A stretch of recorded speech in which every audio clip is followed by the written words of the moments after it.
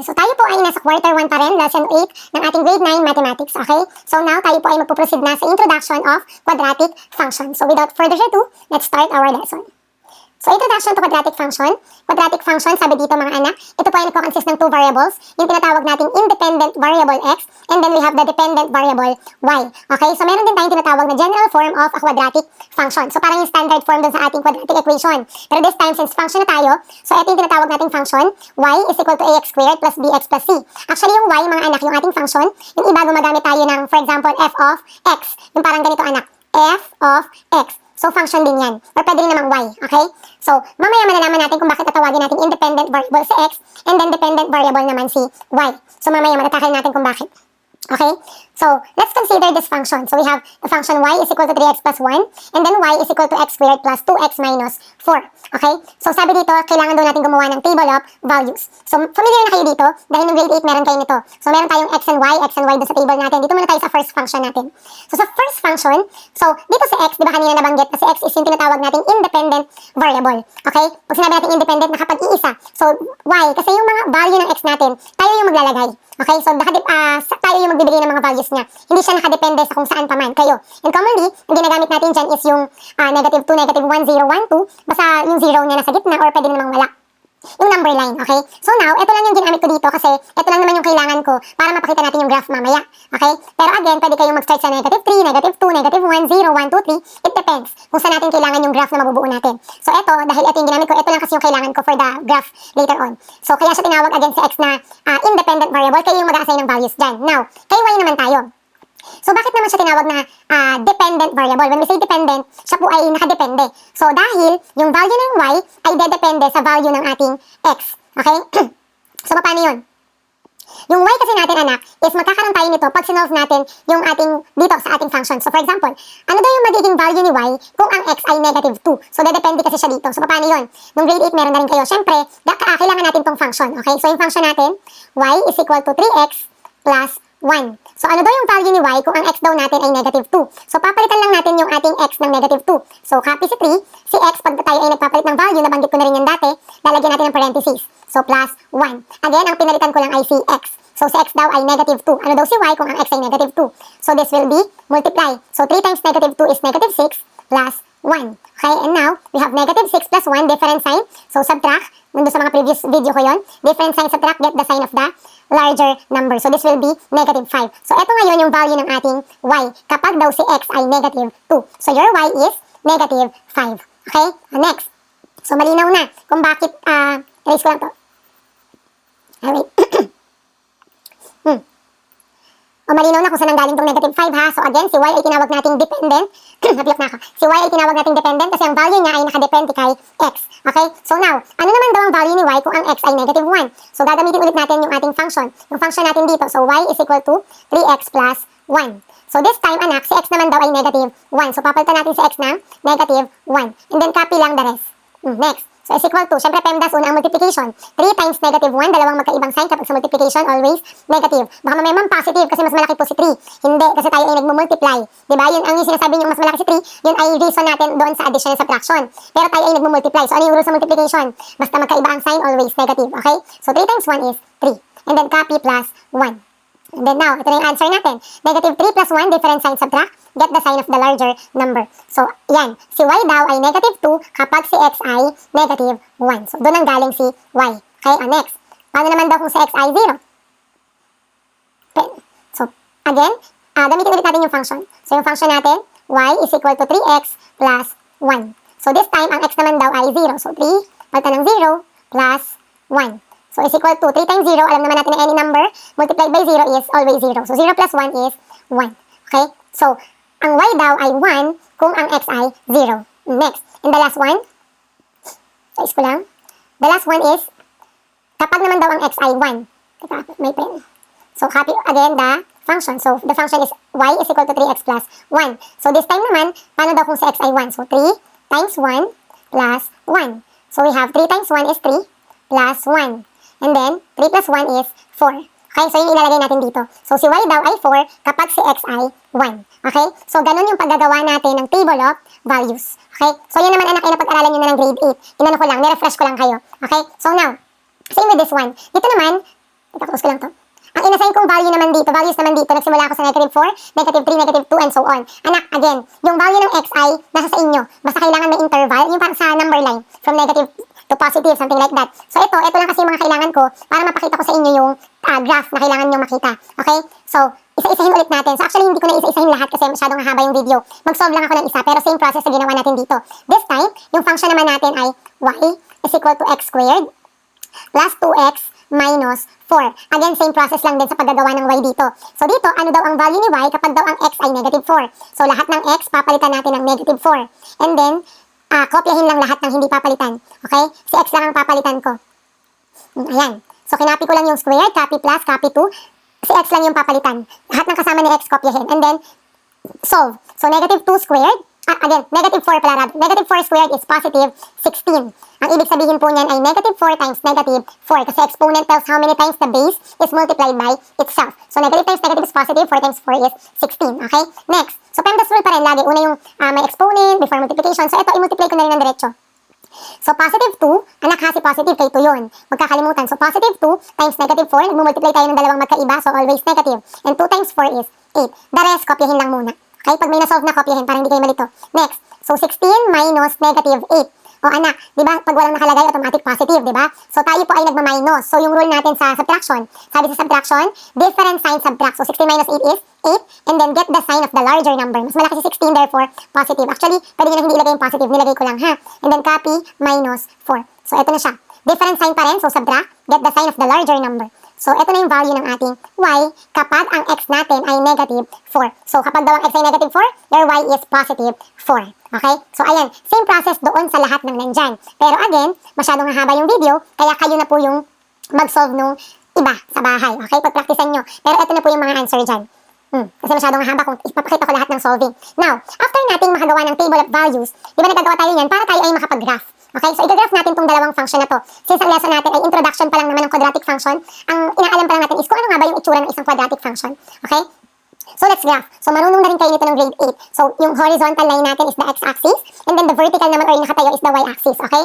So anak, hindi ko na nilagyan kasi masyadong maliit kapag nilagyan ko pa. Pero alam niyo naman kay x, lahat ng pakanan ay positive. So ito po, your origin is 0. 0 lagi ang origin. Lahat ng pakanan ay 1, 2, 3, 4, 5. Positive lahat ng pakanan. And then lahat naman ng pakaliwa ay negative. So, negative 1 dito, negative 2, negative 3, and so on. So, kay y naman, anak, lahat ng paangat, tandaan nyo, lahat ng papuntang langit, positive. So, simula sa origin 0, positive 1, 2, 3, 4, 5. Okay? Pababa naman, papuntang, alam nyo na, negative. So, we have negative 1, negative 2, negative 3, negative 4, and so on. Okay? Para mas madaling matandaan.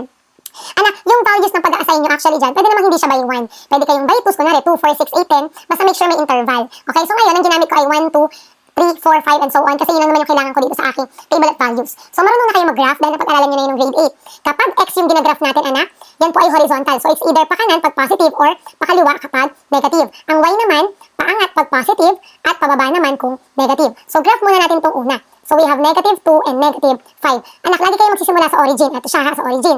So ang x natin, again, ang x natin ay kaliwat kanan dahil negative 2, papuntang kaliwa. So 1, 2, negative 2. And then ang y naman natin, anak, is pababa or pataas. Since negative, pababa. Okay, so magbilang tayo ng 1 to 5. Negative 1, negative 2, negative 3, negative 4, negative 5. So papunta siya dito. Okay, so eto ngayon si negative 2 and negative 5. Tandaan, anak, ito yung mga coordinates na to. Ito yung ating x and y. Okay, so next, marunong na kayo nito. Ha, hindi lang siya mag-focus dito kasi ng grade 8 meron na kayo nito. Next, pangalawa naman, this one. So, negative 1 si x, again, si x kaliwat kanan. So, kapag kaliwa, negative. So, negative 1, papunta dito. Okay? So, negative 1. And then, si y naman, taas, baba. Baba, dahil negative 2 yung ginagraph natin. So, baba ng dalawa. So, 1, 2. Okay? So, ito naman si negative 1, negative 2. Next, dito naman tayo sa pangatlo. So, 0 si x. Therefore, mga anak, hindi gagalaw ng kaliwat kanan. Okay? Dahil 0 si x. Si y lang ang gagalaw. So, since positive 1, paangat ng isa. From the origin, paangat. Okay? So, ito siya. So, we have 0, positive 1. Okay? Next, the last one. Si x naman daw ay positive 1, so pakanan. Positive 1, so papunta dito. And then positive 4, si y, tandaan anak ay taas baba. So, paangat ng 4. So, dito. Okay? So, that is 1 and 4. So, after graphing anak, connect the points. So, kung mapapansin nyo, nakabuo tayo ng straight line. Okay? So next, dito naman tayo sa kabila. Anak, hindi ko na papakita yung slide ha. Kasi naturo ko na naman dito. So dito, kayo na lang yung mag-aral sa bahay. So dito muna tayo sa first point. So your first point is negative 4. So 1, 2, 3, 4. And then positive naman daw si y. So 1, 2, 3, 4. So nandito siya. So si negative 4 at si 4. Okay? Next. The second one naman, negative 3. Again, kapag x kaliwat kanan. So negative 1, 2, 3. And then negative 1. So pababa ng isa. So ito siya. Negative 3 and negative 1. Next. So negative 2 daw. Pangatlo na tayo. Negative 2 si x. Dalawa pa kaliwa. Negative 4 naman daw si y. So apat pababa kasi negative 4. So ito siya. Si negative 2, negative 4. Next. This one, yung pang-apat. Negative 1 naman daw si x. So ito lang. Tapos pababa ng 5. Dahil negative 5. So ay yun. Okay? So negative 1, negative 5. Next. 0 si x. So hindi gagalaw. Ang gagalaw lang ng, hindi gagalaw ang kaliwat kanan dahil 0 si x. Ang gagalaw lang ay pababa, negative 4 si y. So, yun, ito siya. So, 0, negative 4. Next, positive 1 si x, so pakanan. Tapos si y ay negative 1, so pababa. So, nandito si 1 and negative 1. And the last one, positive 2 si x, so positive 2, dalawa. And then, 4, paangat dahil positive. So, 2 and 4. And then, after wrapping, connect the points. Okay? So, yan. So now, anong pinakaiba ng dalawa? So eto anak, yung tinatawag nating linear function. Kung natatandaan nyo ng grade 8 kayo, di ba, yung mga linear equation, kapag ginraph natin siya ay straight line, kaya nga siya tinawag na linear line, okay? So pag linear, the highest degree of the exponent is 1. Anong pinakaiba niya naman dito? So eto naman anak, yung lesson natin ngayon, okay? So ang tawag naman natin dito ay quadratic, napit na naman ako ha, quadratic function. So the highest degree of the exponent is 2, okay? So ayan na siya, 2 na yung ating highest degree of the exponent. O nakita nyo yung pinakaiba ha? Linear function kapag straight line lang siya kapag ginraph anak. Ang quadratic function naman, ito yung mabubuo natin sa graph. So ang tinatawag naman natin dyan is yung tinatawag natin parabola. Okay? So parabola yung tawag natin sa graph ng isang quadratic function. Okay? So meron pa po tayong way para ma-identify natin yung pinakaiba ng isang linear function sa isang quadratic function. So ulitin ko lang, linear function, the highest degree of the exponent is 1. Pero yung lesson natin ngayon, which is the quadratic function, the highest degree of the exponent na is 2. Okay? So yan yung pinakaiba kapag sa function yung pinag-usapan natin. Dito naman sa graph, straight line, tapos parabola naman yung sa function. Okay? So, meron pa po isang way para ma-identify natin just only using ito, yung ating table of values. So, paano naman yun? So, kapag ang gamit natin ay table of values, diba ito yung kanina, the linear function, then we have the quadratic function.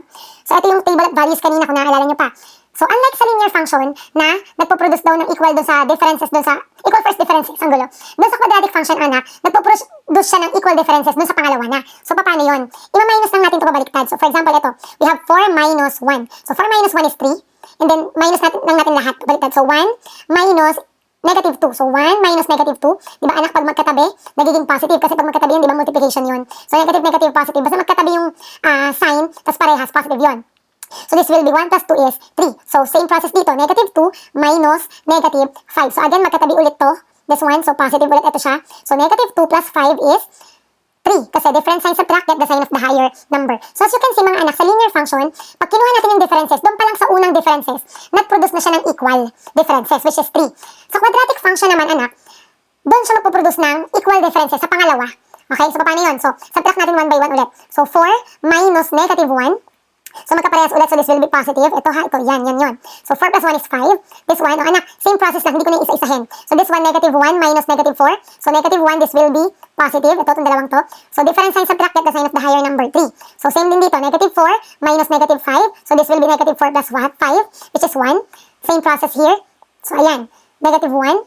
And then ito, negative 3. And then the last one naman is negative 5. So as you can see mga anak, yung first differences, ito, hindi pa siya nag-produce ng equal, hindi pa sila mga equal, pero doon sa pangalawa. So try natin ulit. 5 minus 3 is 2. And then this one, 3 minus 1 is 2. 1 minus negative 1, so again, this will be positive. So 1 plus 1 yan, so therefore 2. This one, negative 1 minus negative 3, again, this will be positive. So negative 1 plus 3 is 2. And then the last one, negative 3 minus negative 5, this will be positive again. So negative 3 plus 5 is positive 2. So as you can see, nag-produce na siya ng equal differences doon sa pangalawa na, sa pangalawang pagmaminus natin. Okay? So yun naman yung pinagkaiba ng linear function sa quadratic function when it comes naman doon sa ating table. Okay? So again, pag linear function, nagpo-produce na agad siya ng equal differences doon sa una pa lang. Samantalang sa quadratic function, sa pangalawang difference siya magpo-produce ng equal. Okay? So again, yun ang pinagkaiba ng linear at quadratic function. So balikan ko lang yung kanina natin. Ay, tagal pala pag binalikan. So basta, quadratic function kapag ang highest degree of exponent is 2, linear kapag 1. When it comes to graph naman, kapag ginraph natin yung linear function, straight line, quadratic function kapag ginraph naman natin is makaka-form ng parabola. And then, ito pa yung isang way of para ma-identify natin yung pinakaiba ng linear at sa quadratic. Sa first differences dun sa linear, sa pangalawa naman or sa second differences na magpo-produce dun sa ating quadratic function. Okay? So since ang lesson lang naman natin is all about the introduction ng quadratic function. Okay, next one. O, ito na yung binanggit ko kanina. So, parabola yung tawag natin sa graph ng isang quadratic function. So, ganito yung ma-form natin. It's either naka-open siya upward and then pwede rin namang downwards. So, yung kanina natin upward, di ba? So, ito yung ginraph natin kanina, the quadratic function. So, ito yung tinatawag nating vertex, anak. Sabi dito, it is the turning point of the parabola, which is either the highest or the lowest point of the graph. So, ito yung ginraph natin kanina, anak. Ito yung parabola, yung tinatawag nating vertex, anak, is ito. Okay? Kung saan siya lumiko, or the turning point. Okay? So, yung vertex natin is ito, yung point nito, or the coordinates. We have -1, -5. Okay? So, again, yan yung tinatawag nating vertex. So, we have ito si x and then ito si y. So, alam nyo na yun, grade 8 kayo. Okay? And then, meron din tayong tinatawag na, by the way, ito yung parts ng ating graph ha, the parabola. Meron din tayong tinatawag na axis of symmetry. So, when we say axis of symmetry, mga anak, it divides the parabola into parts such that the one half of the graph is the reflection of the other half. Sa madaling sabi, anak, ito siya.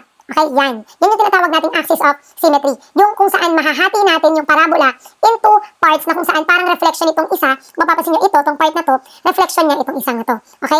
So, eto yun, anak. Yung tinatawag nating axis of symmetry is kung saan po siya tumama doon sa ating x-axis. Kung mapapansin nyo saan, di ba dito? Kay -1. Di ba -1 to? So, ayan. So, our x is -1. Ay, sorry. Ito po yung tinatawag nating axis of symmetry. Ito siya, yung ating x. Okay? Kay -1 siya tumama. Okay, so yun yung tinatawag nating axis of symmetry. So yun lang naman yung lesson natin ngayon. Balikan ko lang saglit. Introduction to quadratic function. Paano natin masasabi na quadratic function yun? Ang highest degree of exponent is 2. When it comes naman sa graph, parabola na yung makikita natin. Yung ganito yung itsura. Okay? And then ano pa yung isang way? Kapag naman sa table of values yung ating pag-uusapan, ang linear function kasi doon pa lang sa unang differences equal na siya. Sa quadratic function, hindi niyo siya makikita agad na equal doon sa first differences. Doon pa sa pangalawang differences siya mag-equal. Okay? And then ito naman yung mga parts ng ating parabola. We have the vertex or the turning point. So ito siya, kung saan siya lumiko. And then we have the axis of symmetry. Ito naman siya. Okay? Yung pag nag-drawing tayo ng vertical line, kailangan mahahati natin yung parabola into 2 equal parts. Okay? Parang reflection ng isa yung isa. And then yung tinatawag natin axis of symmetry kung saan siya tumama doon sa ating x-axis, which is in this case kay -1. So yun lang yung lesson natin ngayon. Sana marami kayo natutunan. Pag-aralan sa bahay. So kung nakatulong ang video na ito sa inyo guys, syempre don't forget to like this video. Mag-comment na rin po ng simpleng thank you. And syempre guys, kung bago ka pa lang sa channel ni Teacher Camille, ano pang iniintay? Syempre mag-subscribe na para updated kayo sa mga bagong video na i-upload po ni Teacher Camille. So again, maraming salamat. This is Teacher Camille once again saying goodbye!